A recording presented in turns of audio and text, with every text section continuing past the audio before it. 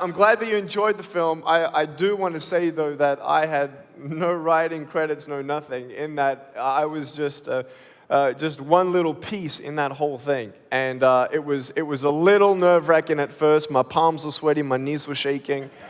I didn't know exactly what to expect, but I'm just so thankful. In every season of my life as a young 27-year-old, you roll with the punches. You don't know what's around the corner until you go around the corner. And tonight I've been asked to delightfully, I say yes to the request of me sharing just a little bit of motivation and inspiration for you in your own life. I don't know who you are. I don't know what you're going through. I'm not here to pretend that I understand what you're going through or how you feel in your life. And it's funny when you see a man without arms and legs up on stage with a smile.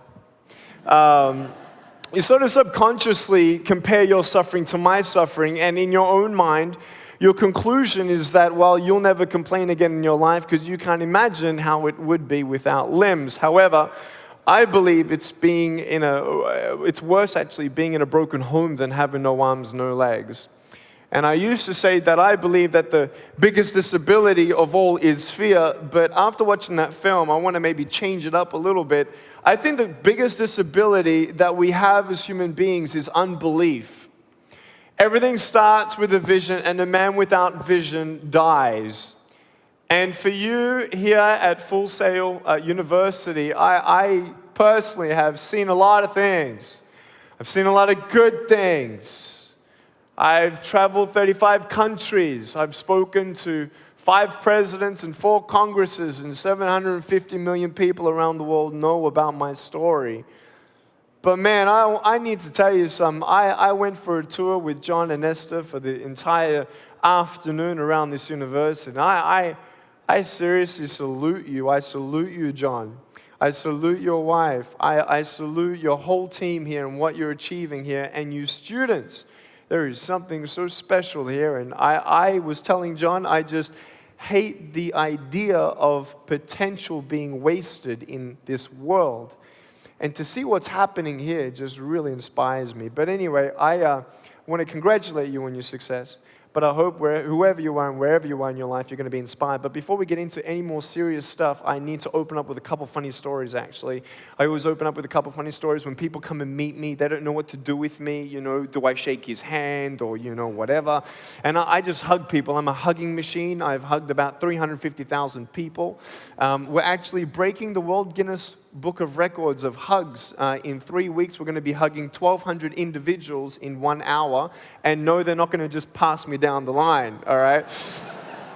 But it's really cool how, and I'm not kidding about that, but husbands, they allow me to hug their wives because they know I'm not going to lay a hand on them or anything.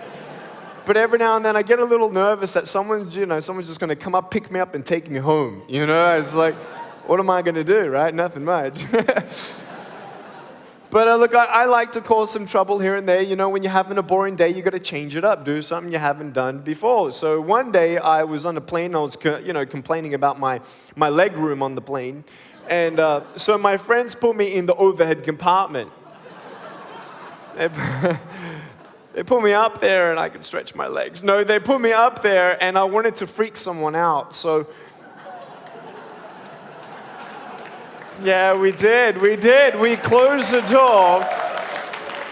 I mean, seriously, if I get in trouble, what are they going to do? Handcuff me or something? Seriously.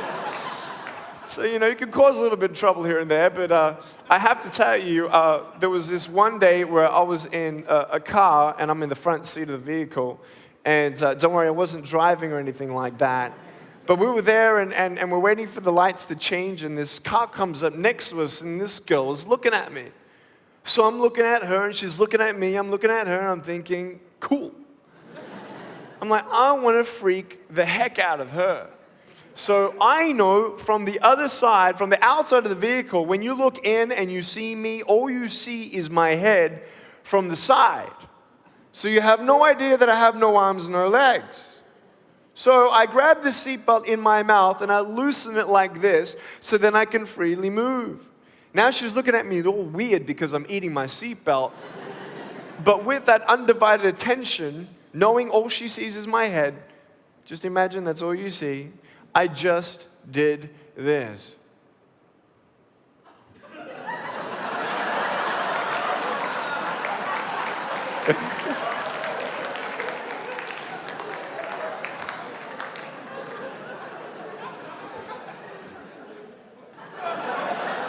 It was incredible, man. I tell you, it was awesome. It was awesome. Anyway, I have a lot of funny stories, and as I was growing up as a child, I would be quite envious of everybody else around me who had arms and legs, including my brother and sister at times. I was born without limbs for no medical reason. There are times in life where things happen and don't make sense, and I was just sitting on a plane seat next to this guy who was going to visit his mum, and his stepfather just died on Friday. They're burying him tomorrow or the day after, and, I was talking with him a little bit, and, there are just some things that we won't understand in this life. There are some times where you're going to wish that you could rewind and do things all over again. There are times where you just wish you could forget memories, and you try to drown those memories in alcohol or different pleasures, and maybe get distracted by the goals and ambitions of your life and try to put the past behind and move forward. We're all human beings. Please don't get me wrong. I don't wake up every morning with a smile on my face like, "Hi, everybody!" I have ups and downs. You see my foot? Ups and downs, ups and downs. The first thing I want you to take away from today is this. You will have good days and you'll have bad days, but you will always learn something more or something new, and you will learn more overall on bad days than good days. You will learn more about yourself, you'll learn more about relationships, you'll learn about life and principles, and it'll build your character. If you're a person who wants to, let's say, improve on your character of patience, let's say, don't complain when you're waiting in a line. You ain't going to grow in patience until you're put in a place to wait. It's like you go into a gym and, you're walking through the front doors and, you tell your wife or your husband, "I'm going to the gym." You go into the gym and you come in 3 feet and you do a U-turn and you ride out, "I went to the gym." Ain't gonna do nothing. You gotta go in there, and what are you gonna do? You gotta pick up the weights, and you exercise the muscles that you want to build.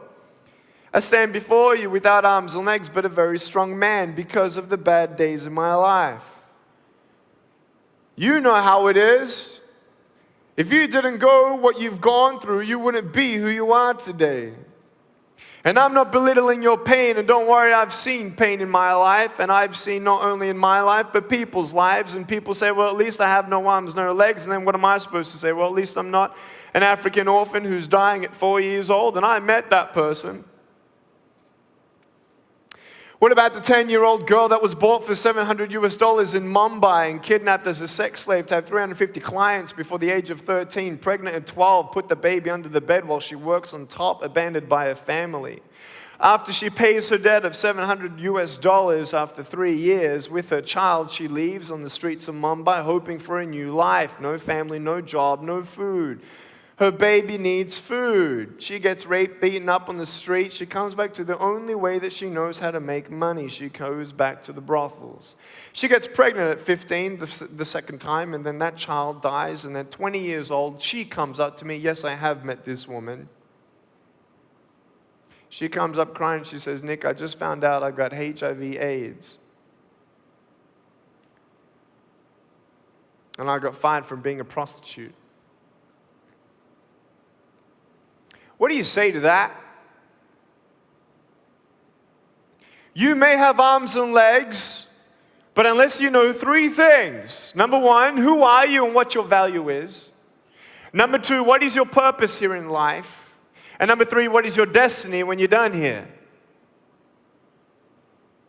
If you don't know the answers of any of those 3 questions, you're more disabled than I. I love old people. I just want to make that the foundation. Love, love, love, love, love, love, love. So,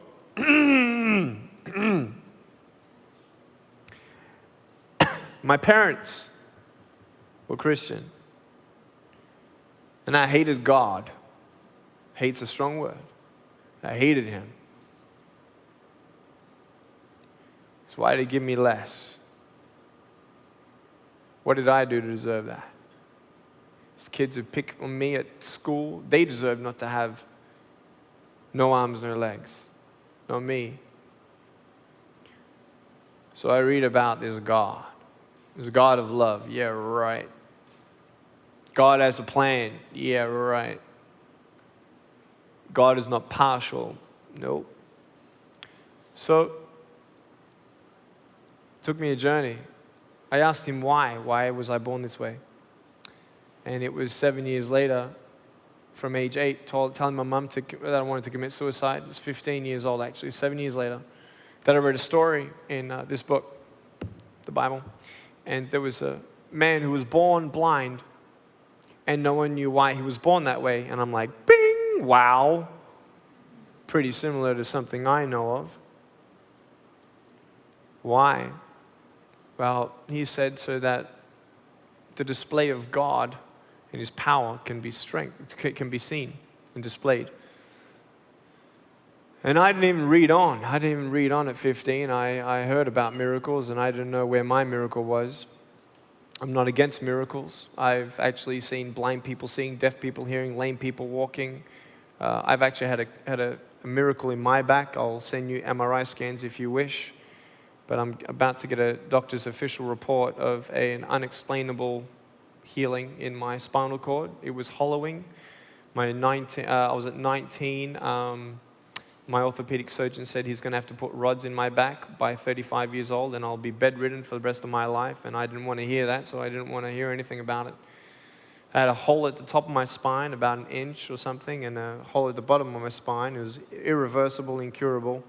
And went to go back for an MRI scan because I started getting numbing of my nerves and my muscles because of the pinching of my spine of a 55-degree curve in my back, scoliosis. So I went back to the MRI scan, and guess what? The top hole's gone. The bottom hole has just got a little pinhole left, and I've got a pair of shoes in my closet just in case he says yes to me with the other things. And I'm not joking. Now, what happened was at 15, I said, you know what? If you had a plan for the blind man, then you got a plan for me. Whether that means you give me arms and legs or not, I trust you. Because you saved me from something else, much worse than having no arms, no legs, and that's the belief that Jesus did die for my sins, then I don't have to die for mine. I will plead guilty of having other idols before me, misusing the Lord's name in vain, not keeping the Sabbath day holy, not honoring my parents, killing people. I'm a murderer by God's standard because I hate people. That's the Bible, what it says. So I've hated people. So I'm going to plead guilty to any one of those. So knowing now that I have been forgiven and I'm a work in progress, I'm not perfect, I'm a work in progress, but forgiven and have eternity. I'd rather have 90 years with no arms, no legs than to see little Daniel with no arms, no legs here on earth and come to heaven with his new body and say, Nick, thank you for being my older brother on earth. If it's only for the one soul, I'm thankful. So that is the truth in the closure and fullness of who I am. Every girl is a princess. And I believe that God becomes like your father and you're his daughter. Daughter to a king is a princess. So you're royalty. You were made for royalty. You are wearing a dress. You may just be in the wrong castle. Your value, your purpose, your destiny. Your purpose is to love and love. Destiny, that's for me. So that's my story with that. And everything else is more in full in my book coming out on the 26th of October. So I encourage you to get that too, right, Wes? It's going to be very good. And we're excited. But I want to thank you for the question. I want to thank you for your respect. I want to thank you, though, most of all, for your love. I feel it. I thank you for it. And it's just been wonderful here. I've personally been inspired. I've personally been blessed. So thank you, guys. And if you want to know more, just Google Nick Vujicic, and you'll find me. Love you guys.